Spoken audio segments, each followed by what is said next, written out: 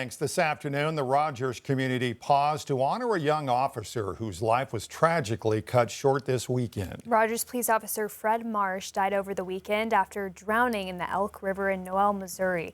5 News reporter Lauren Spencer is live outside the Rogers Police Department after the community gathered today to pay their respects. Lauren.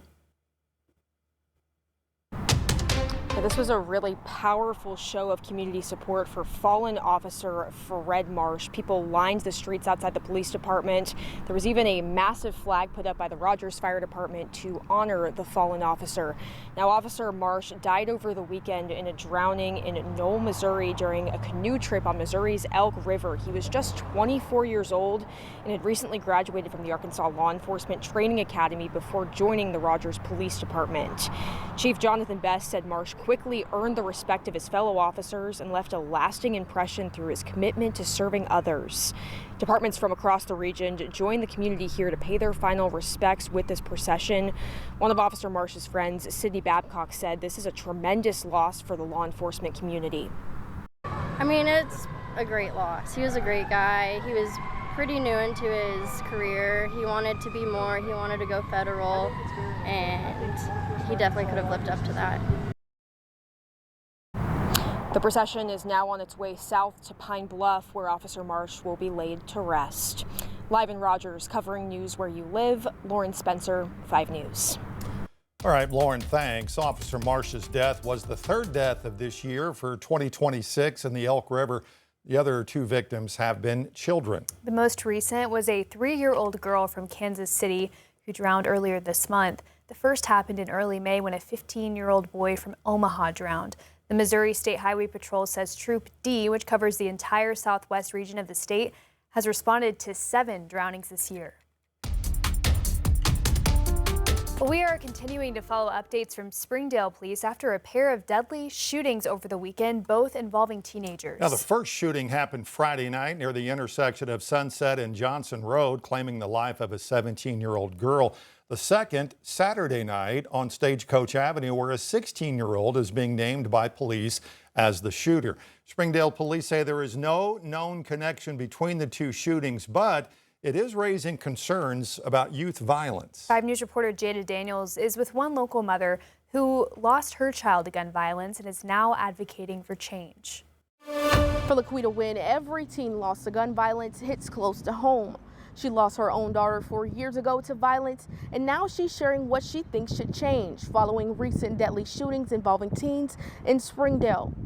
Police say 16-year-old Christian Gutierrez was arrested in connection with the July 18th shooting death of 27-year-old Brandon Cabrera. The day before, a 17-year-old was shot and killed. No arrests have been made in that case. It's abnormal for us to have 2 homicides, and especially 2 homicides within this short of a time frame.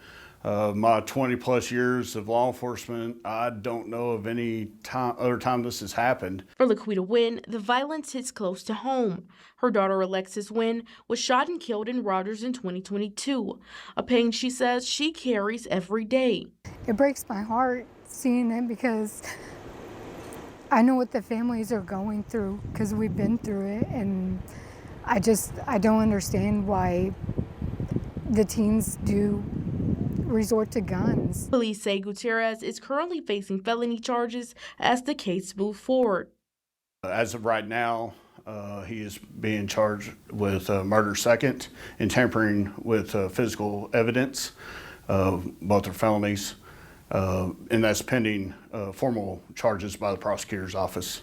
Wynn says she wants young people to seek help before turning to violence. The violence is not the right way because all you're doing is, besides hurting the other family, you're hurting yourself and your family.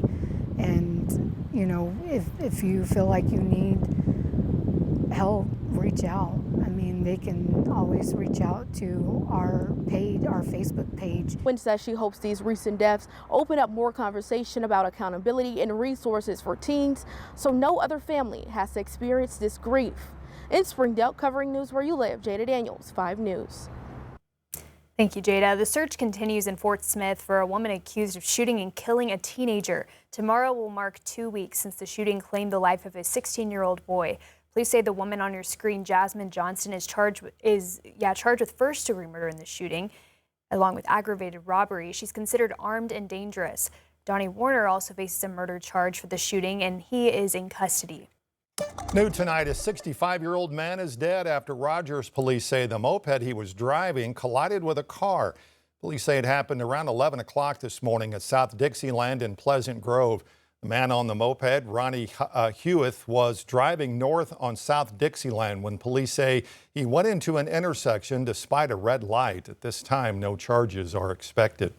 Developing today in Benton County Court, a photographer accused of using artificial intelligence software to generate child sexual abuse material, facing more than 100 new charges. Russell Bloodworth was arrested in early June on 100 counts of distributing, possessing, or viewing sexually explicit material of a child. New court documents released today reveal he is now facing more than 100 more charges of unlawful creation or distribution of deep fake visual material. Bentonville police say one of the victims was connected with a summer camp photography class Bloodworth hosted at Thayton School in Bentonville. He pled not guilty to all charges today, is free on $350,000 bond while he awaits trial.